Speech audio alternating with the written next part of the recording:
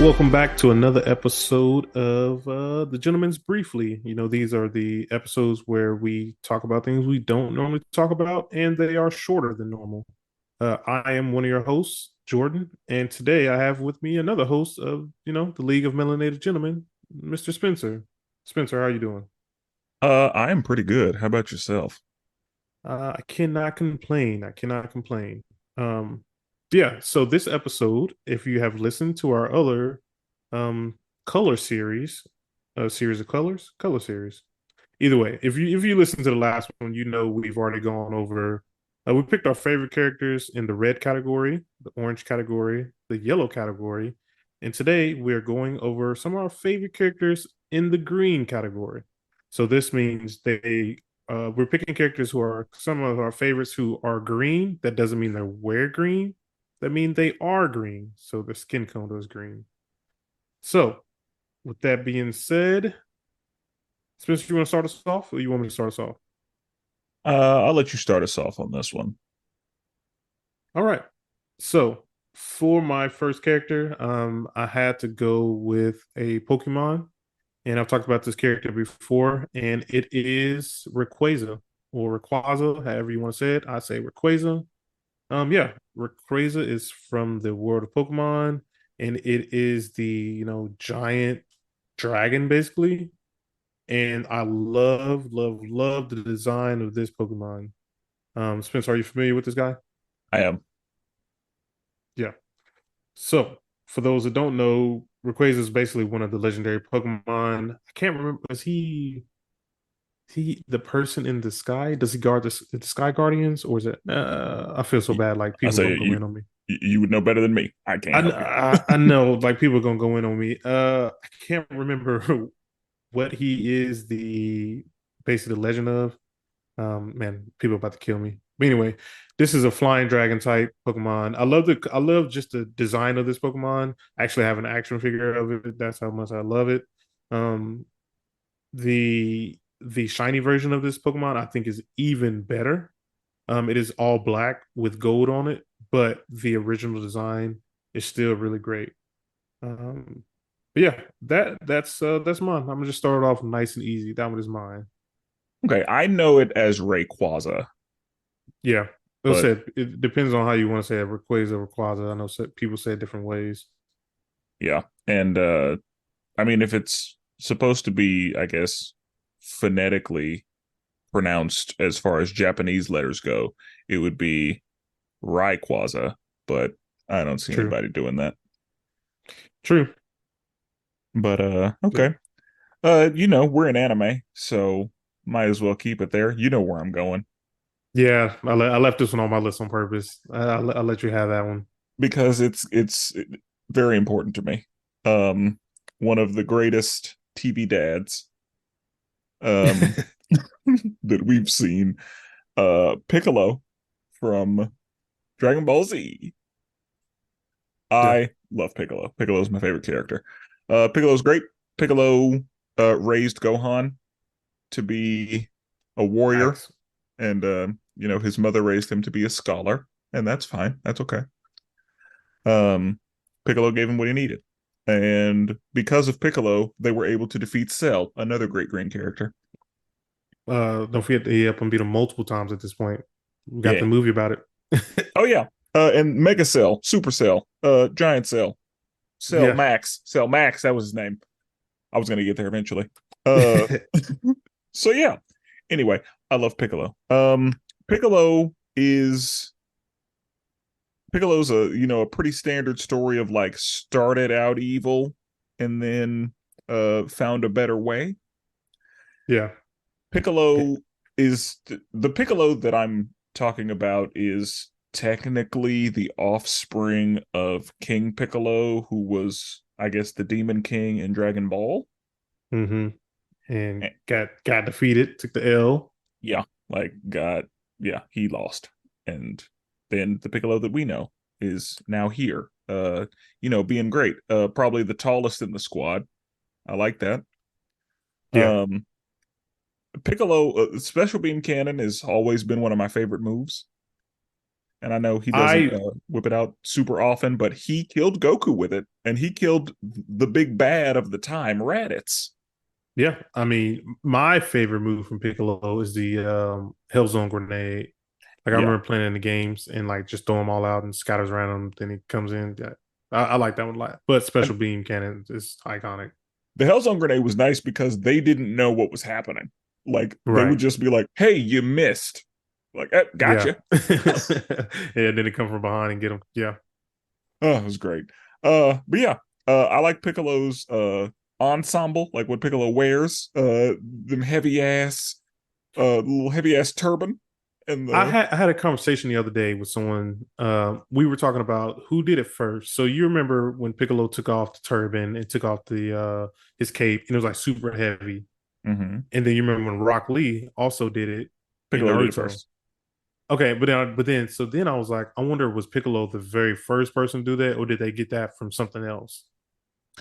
That's a good question. That would probably require some research because anime Yeah, goes back way back. But back in in my time. heart, Piccolo was first. Yeah, yeah. Yeah, That's what we were talking about. That was a good scene though.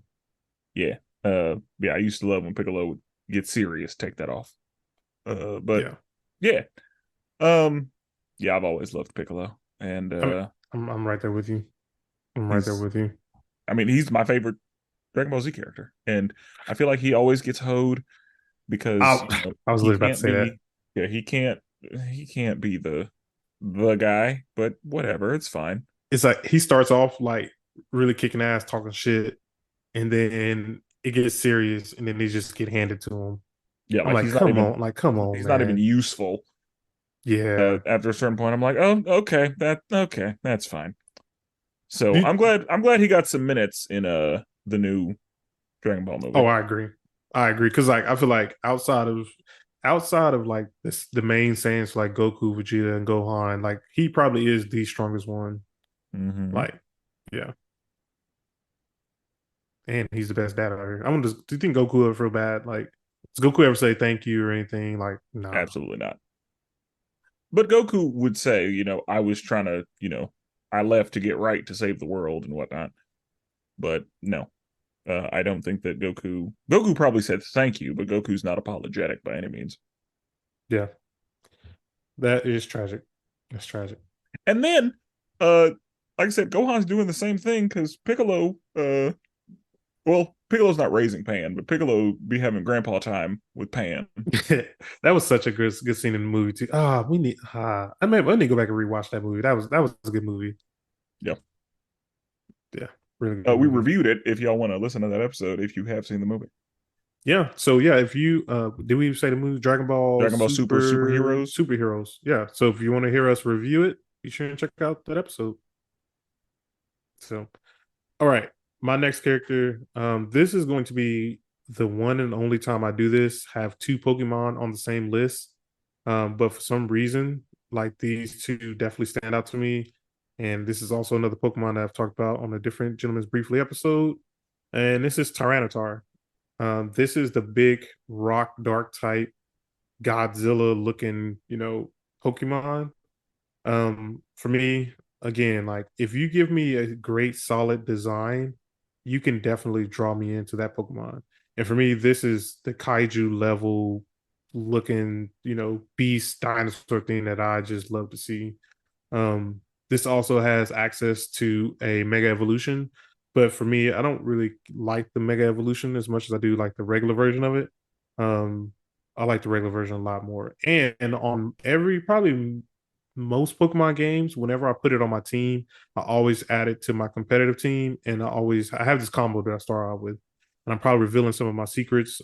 But if y'all battle me online, you can take this L too. But I always start out with this character in first because he has the ability Sandstorm, and it hurts the opponent every for 5 turns, and a Tyranitar isn't affected by it. But then my second move that I come out with, or actually the first move because Sandstorm automatically happens, is I put out the spikes. I can't remember the name of the spikes. It's like the floating spikes. Basically, the opponent's Pokemon get hurt basically every single time. And then even if they switch Pokemon, the spikes will still be out there. So that's kind of like my 1-2 combo punch. I just revealed some of my secrets, but like I said, you ain't gonna stop it if you guys battle me. You know, I meant Okay. that. But yeah, do you know Tyranitar? I am familiar, like I know what Tyranitar looks like. I do have a question. Yeah. How big is Tyranitar? Like, is what? Because you said kaiju, but I didn't know if Tyranitar was one of those that's like just the size of a person, or if No, yeah. Tyranitar is like Gyarados size. No, he's still the size of perfect. He's the Pokedex has him listed at 6'7", 445 pounds. It's like he's big, but he's not like kaiju level. But like for me, every time he was in the game, he looked like way bigger than everybody else. And I mean, obviously, his design kind of I feel like it takes inspiration from Godzilla as well. Oh, it absolutely does. Uh, I mean, and most Pokemon are based on something, but yeah, I'd Yeah, be shocked if Tyranitar wasn't based on Godzilla. yeah. And it's one of the pseudo level legendary Pokemon. So it isn't quite legendary, but it's like that next tier up, the next tier below legendary. It's like a lot of people consider it almost like a legendary Pokemon. But I Okay, mean it's always powerful. okay, okay. For my next favorite, we're gonna step into DC for a moment, and that should surprise no one. We're going to go with Martian Manhunter. I love Martian Manhunter. From watching Young Justice, I really like McGann, but McGann is actually a white Martian, so McGann I was did not not know that. eligible. I Yeah, didn't even know that. Why was she green on the show? because on Mars, green Martians are treated well and white Martians are discriminated against, but it depends. There are some versions where white Martians are inherently violent and white Martians are the problem. And then there are some where white Martians are, you know, second class citizens and like have to live underground and they're treated really badly. So depending on who you ask or depending on the situation, white Martians are still looked at negatively. It Okay. just depends on why. But that's That why that was in the she, show, right? yeah, Okay, yeah. Once you started talking about it, like I kind of started to remember that. yeah, that's why she presented as green. Yeah, okay. I remember that. Yeah. But it turns out, I think she's half green, half white, actually. So she light Uh, green. well, I mean, it, That's how I, colors work. yeah, sure. I mean, in one parent is green and one parent is white, I think. So she But mixed. yes, she's mixed. But anyway, um, Martian Manhunter's great. Uh, one of the things that has always bothered me about Martian Manhunter is that he gets hoed as far as his representation because Martian Manhunter has an absurd number of powers, and Martian Manhunter could ruin a lot of folks' day. Like Martian Manhunter is too much. And one of the things that I've always said was Superman and Martian Manhunter together equal most of the X-Men.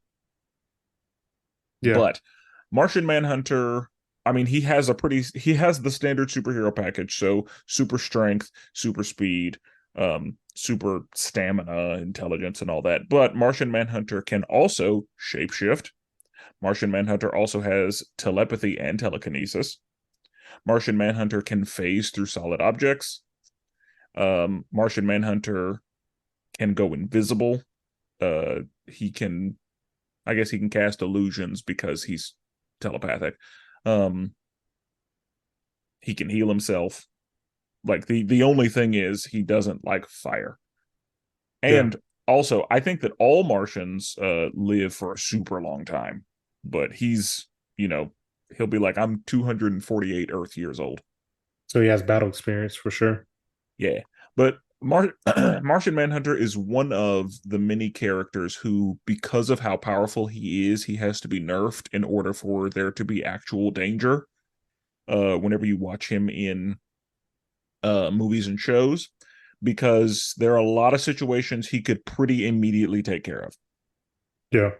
Martian Manhunter usually tries not to get into people's minds and stuff, but if the situation calls for it, he's getting in there. Yeah. As a telepath, I feel like they always try to do that. Yeah. If I was a telepath, I would do it all the time. Yeah, and that's the thing. In Young Justice, McGann had no issues leaving people catatonic and getting Yeah, what she needed. Oh, it was so great. Um and then, whenever telepaths are evil that happens, you will hear in episode 14 of DC Animation with Spenser and Friends that yeah, Manchester Block has telepathy, and he be going in there and hurting people. yeah. But that's how it's got to be. So it's it's fine. But yeah, I love Martian Manhunter.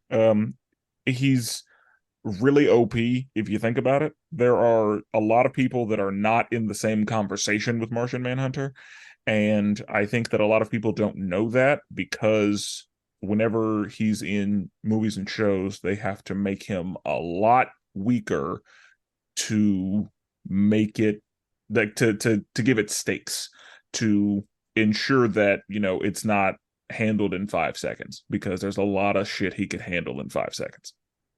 Yeah, I'm happy you just actually said movies and shows because I was going to ask you two things. One, do you think we'll see him in James Gunn's DC universe? You think he'll pop up? I think eventually, but also I don't know. Yeah. Okay. I would be surprised if we just didn't see him, but I mean, the Justice League can kind of be made up of whoever they want, but I think we'll see him. I think he's a popular enough character where he will show up, but I don't know if it's a situation where they swap him out with Cyborg again.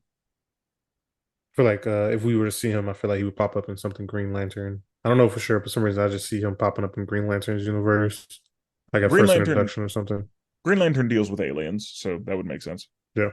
And then my second thing, how come, and I might be wrong, but I think I'm correct. How come he does not have a DC animated movie? He does not. Oh, He I'm surprised. So there's no DC animated movie that is only about him, or he doesn't have a solo movie. Yeah, right. In episode 2 of DC Animation with Spenser and Friends, you will hear that that movie is more about him than any other movie has been.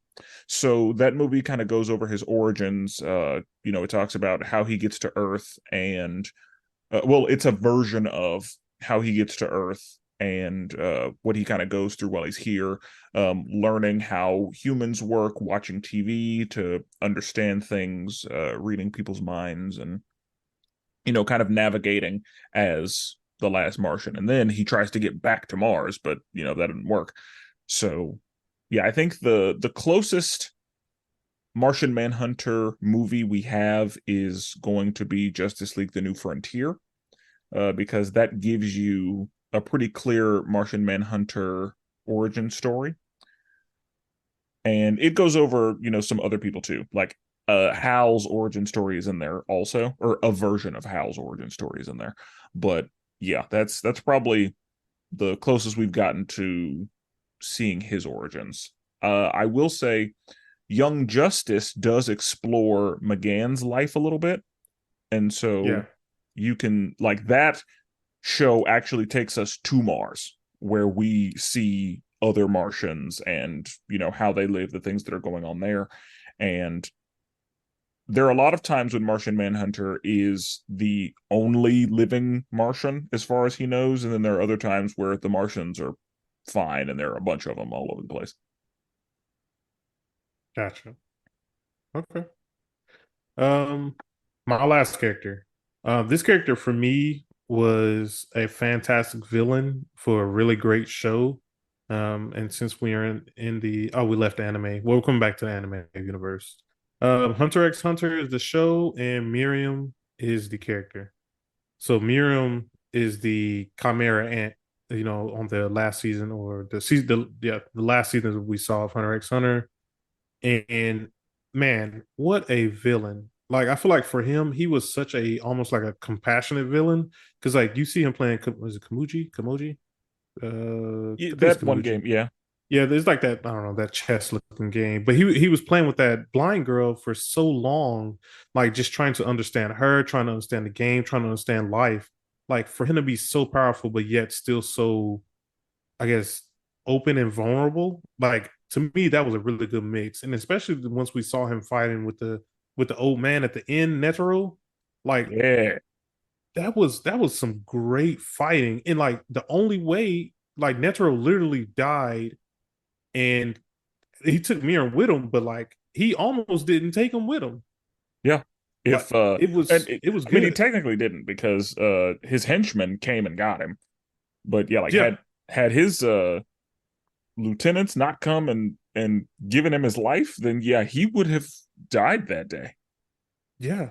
But to me, like that, he was such a great villain, and like and I guess it also helps because he's like so young, but he aged up so fast. So like he's still trying to understand life and what is life, and like he is so powerful, but yet this blind girl like sees nothing wrong with him. Yeah. Like everyone And else is like afraid of him. but also he couldn't beat her. Right. So Like yeah, that was the major thing. Is like he can do all of this. He can do every single thing, but he can't beat this blind girl in this game. And yeah, and that was yeah, amazing. that fascinated him. Yes. And he was like, "You are the only person worthy of dealing with me because I'm not able to beat you in this stupid board game." Yeah. So Oh man. It was such a great, like I said, between them playing that game and then the final fight, that season was just such an amazing season to me. And it's I mean, it's a shame that he died. But I mean, I don't know what they had to do something with him. yeah, because They had to. he was too much. Yeah. So I yeah, um I definitely the moment I saw him, I was like, okay, so Cell and Frieza fused to make him facts. because that's Facts. just what he looked like. He got the cell tail and the height of Frieza with the little ball head looking thing. Yeah, it was if you know what Cell and Frieza look like and then you fuse them together in your mind, uh that's what he looks like. Yeah. But okay. Yes, very good show, very good villain. I enjoyed all of that. For my last one, I I think I'm gonna go with a classic. I think I'm going to go with The Grinch. Oh, you're a mean one. You're a mean one, Mr. Grinch. I I like the 2018 song too. I That I was like the good. original one. Like the original, I like 2018. It was a good song. And it's one of the few songs that's like in my range. So like I can sing it as it is. Yeah. But um it's one of the greatest diss tracks to ever hit the airwaves. And honestly, the Grinch, like I guess if you think about the Grinch, like, is he really a terrible guy? Like they kind of banished him. And I think the Who's may have been a little racist. Just Being just a little bit racist. a little bit. Just maybe. Or he was just a terrible guy to be around. But yeah, it feels like he got banished and he was like, you know what? Fuck that. Yeah. And he took matters into his own hands. He definitely had his villain arc. He had Yeah, he that going did. for sure. And then he, little redemption arc. Yeah. A little bit of everything right there. Yeah. But I Jim Carrey, like that. They don't ever need to do a live action Grinch again. Like Jim Carrey did it, and I just don't see it being outdone. That's interesting because I wonder, well, they had the success, of course, with the live action, but they also had success with the animated series. So I'm curious to see what they do next. Do they do a live action or do they go back animated? I I'd be fine if they go back animated. The Lorax, who we talked about in an earlier episode, made me pretty okay with them doing Dr. Seuss things in animation.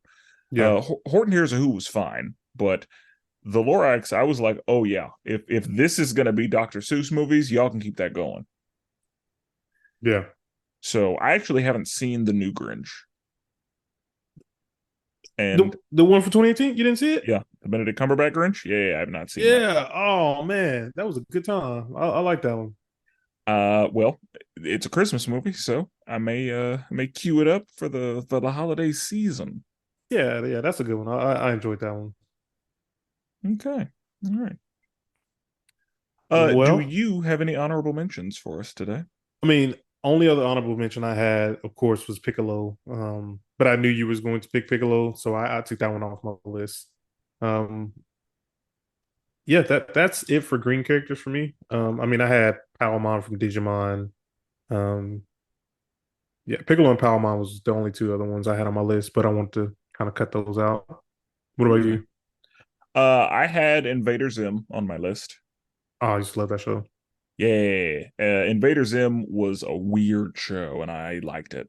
Yeah, I definitely agree. And I also had Mojo Jojo on my list Mm-hmm. because he is green, but his fur is First black. black And says, what does that make him? Well, I yeah, guess like technically it's his fur, so he would still be green. yeah, like but yeah, his face was green and his ears were green, so I assume he was green. But uh, yeah, I loved Mojo. He was just he was ridiculous and hilarious, and honestly, like I mean, he just wanted a father. He just wanted his daddy to love him. Yeah. And yeah, I I almost put the Hulk on here, but I felt like that was too basic, so I definitely didn't pick the Hulk. I assumed Well, you were going to.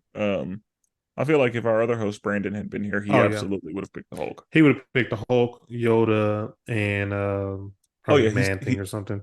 he's tapped in. Yeah, he Yeah, stepped in.